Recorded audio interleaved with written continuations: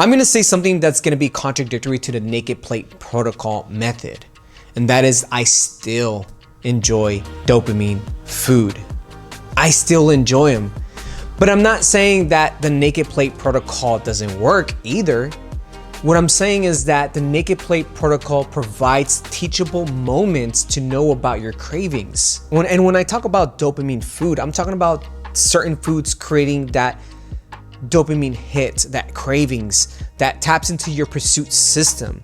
And here's an example of what that looks like. There's a certain cracker that will tap into my craving system really quick. And you probably don't enjoy it. It just depends who's watching, right? But this specific cracker is called Ritz. Literally, I will consume one, I'm done for. I'll eat the entire box, literally the entire box, and still feel like I can eat another one. Why?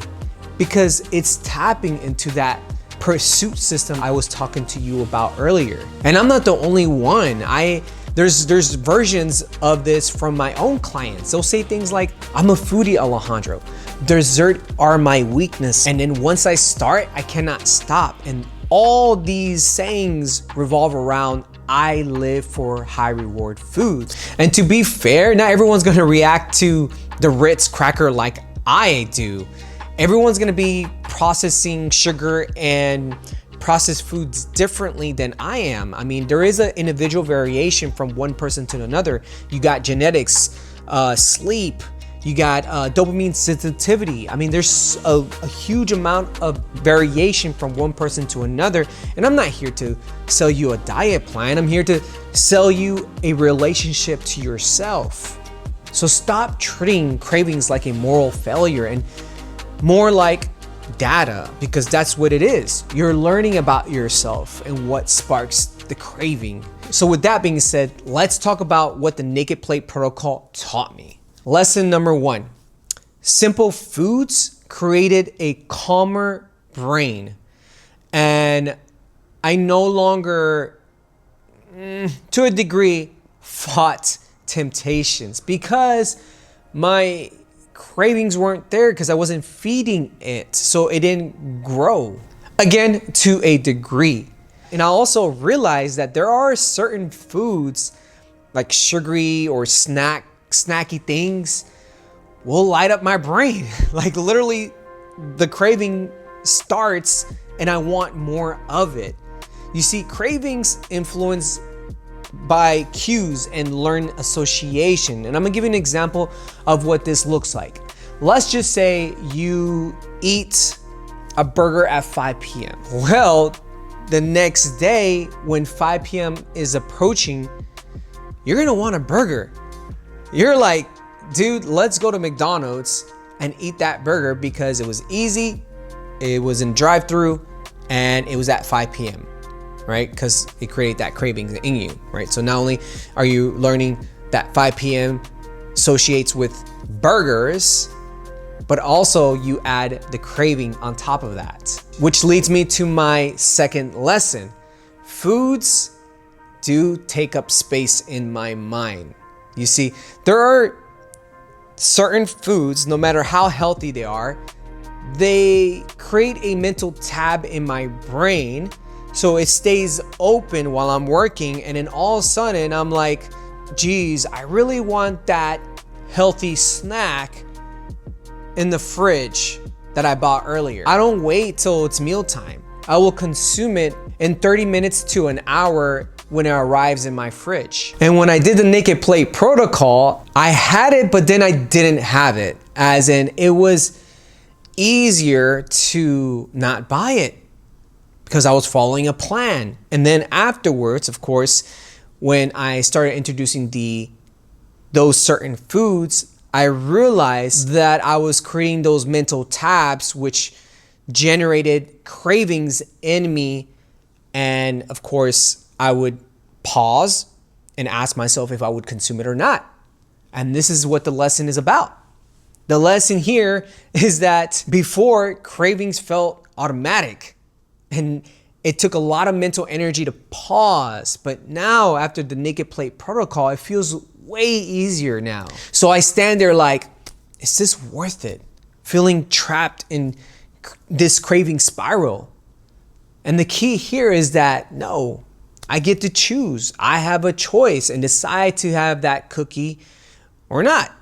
And if I do, the past gives me information about the future.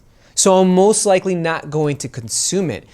And cravings aren't just hunger. Sometimes cravings are stress relief. They might be boredom relief. Maybe you need something to reward yourself that day. They create comfort in you. And sometimes when you push it away, there's going to be the rebellion coming out of you. And of course, you guys know that celebration is a big key in America. How we use food to celebrate. And of course, when that shows up, we don't really care about whether we crave it or not. We're just going to eat it because it's part of the ceremony. Lesson number 3. There is an identity piece to all of this. I don't necessarily want to go back to who I used to be. There is a shame side of me that doesn't want to go back.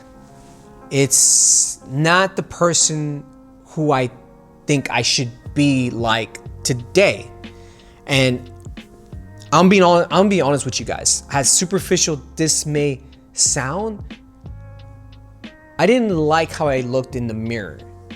Today, I love how I look in the mirror. I really enjoy seeing the muscles, the results, just the aesthetics. I ended up loving myself a lot more and appreciate it. I created trust and I don't want to let that go. Lesson number 4, the strategy that saved me.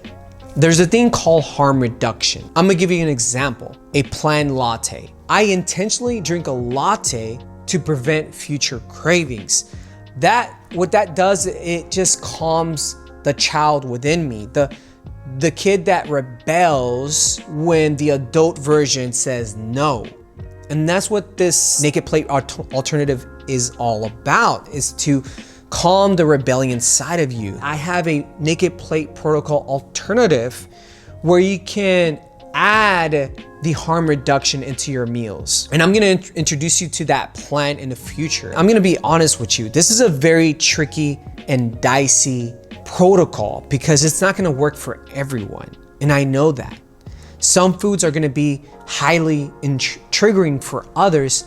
And that's where I invite you to find something that's calmer. I want you to think of it like this. What gives peace of mind to stay consistent? Lesson number 5. It doesn't matter how healthy these things are. Whether they're labeled organic, GMO, free, doesn't matter. They're still gonna trigger the chase in me. For example, you got brownies, pancakes, bread and butter. Even if it's the healthiest bread, it's still gonna create that craving in me. Organic protein bars, no matter how organic, how high of a protein, still gonna eat more. Ice cream, no matter if it has almond or coconut, I'm still gonna overeat it. And you're probably surprised that I'm adding potatoes with condiments and butter. That's a disaster. I will eat and eat and eat and not even care about if there's a protein on the side. I'll keep eating to satiate me because of how delicious potatoes with condiments and butter is. I'm gonna give an example of what this may look like. What if I gave you a potato with no salt, no pepper or butter, just plain? Are you able to eat the entire thing? Odds are you're not. What if I add the salt, pepper, and butter? Most likely you're gonna consume it, right? And that's the same with the chips that's next. I mean, of any kind, I'm gonna eat the whole bag and still want more. I also added cheese blocks, shredded cheese to a degree in this list because it depends what I combine it with, right? So if I combine it with eggs, I'm gonna want more eggs with cheese, and that creates that craving in me. And it's quite interesting how combinations will do that for me. I also have crackers of any kind because, again, it just reminds me when I was a kid that I can eat all these crackers and it was so good, especially if you have charcuterie boards. I would eat the whole thing. All of these foods turns my craving on like a switch. Now, let's move on to a decision framework that's gonna help you stabilize yourself when dopamine food shows up. What happens after I eat this based on my history? Do I have the mental energy today for rebound cravings? What's the smallest dose that satisfies me without starting the chase? The goal here is to move away from being reactive to more responsive. If you want to validate this for yourself, you can try my naked plate protocol for at least 1 week. So yes, that's my honest truth. I still crave dopamine food. But now I understand my cravings, and when they do rise, I can decide whether it's worth it or not. And that shift from shame to choice is everything for me. Thank you all for watching this video. If you want to know more about the naked plate protocol, you can watch it right over here. With that being said, thank you guys for watching, and we'll see you on the next. Namaste.